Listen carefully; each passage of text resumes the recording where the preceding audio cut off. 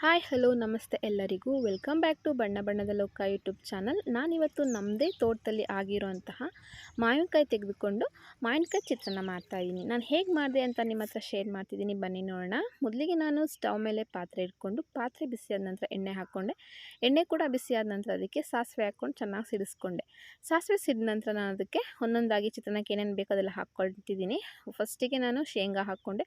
ಶೇಂಗಾ ಚೆನ್ನಾಗಿ ಗರಿ ಗರಿಯಾಗಿ ಕ್ರಿಸ್ಪಿ ಆಗಬೇಕು, ಅಲ್ಲಿ ತನಕ ಫ್ರೈ ಮಾಡ್ಕೊಳ್ಳೋಣ. ಅದ್ರ ಜೊತೆಗೆ ನಾನಿಲ್ಲಿ ಕರಿಬೇವು ಸೊಪ್ಪು ಕೂಡ ಆ್ಯಡ್ ಮಾಡಿದೆ.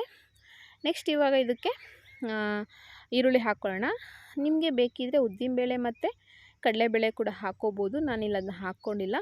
ಇದು ಚೆನ್ನಾಗಿ ಫ್ರೈ ಆಗಲಿ. ಮತ್ತು ಸ್ವಲ್ಪ ನಾನು ಹಿಂಗೆ ಹಾಕ್ಕೊತೀನಿ, ಮತ್ತು ಹಾಗೆ ಹಸಿಮೆಣಸಿನ್ಕಾಯಿ 3ರಿಂದ 4 ಹಾಕ್ಕೊಂಡಿದ್ದೀನಿ. ನಿಮಗೆ ಜಾಸ್ತಿ ಖಾರ ಬೇಕು ಅಂತಂದರೆ ಜಾಸ್ತಿ ಹಾಕ್ಕೊಳ್ಳಿ, ಅಥವಾ ಕಡಿಮೆ ಬೇಕು ಅಂತಂದರೆ ಕಡಿಮೆ ಹಾಕ್ಕೊಳ್ಳಿ. ಇದು ಎಣ್ಣೆಲೆ ಚೆನ್ನಾಗಿ ಬಾಡಲಿ, ಅಂದರೆ ಅದು ಈರುಳ್ಳಿ ಫುಲ್ ಸಾಫ್ಟ್ ಆಗಬೇಕು, ಮೆತ್ತಗಾಗಬೇಕು, ಅಲ್ಲಿ ತನಕ ಬಾಡಿಸ್ಕೊಳ್ಳೋಣ. ನೆಕ್ಸ್ಟ್ ಇದಕ್ಕೆ ಸ್ವಲ್ಪ ಉಪ್ಪು ಹಾಕ್ಕೊಳ್ಳೋಣ.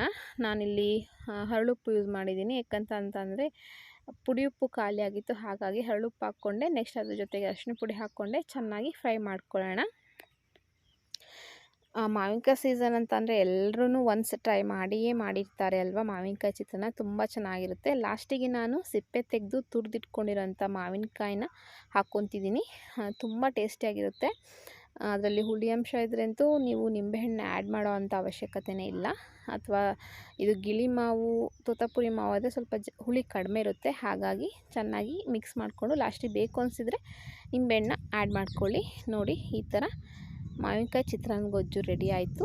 ನೀವು ಬೇಕಾದರೆ ಫ್ರಿಜ್ಜಲ್ಲಿ ಇಟ್ಕೊಂಡು ಪ್ರಿಸರ್ವ್ ಮಾಡಿ ಕೂಡ ತಿನ್ಬೋದು. ಇಲ್ಲಾಂದರೆ ಬಿಸಿ ಬಿಸಿ ಅನ್ನ ಕಲಿಸ್ಕೊಂಡು ತಿಂತಾಯಿದ್ರೆ ಆಹಾ, ತುಂಬ ಚೆನ್ನಾಗಿರುತ್ತೆ. ವಿಡಿಯೋ ಇಷ್ಟ ಆದರೆ ಲೈಕ್ ಮಾಡಿ, ಶೇರ್ ಮಾಡಿ, ಹಾಗೆ ಸಬ್ಸ್ಕ್ರೈಬ್ ಮಾಡೋದನ್ನ ಮರಿಬೇಡಿ. Thank you for watching.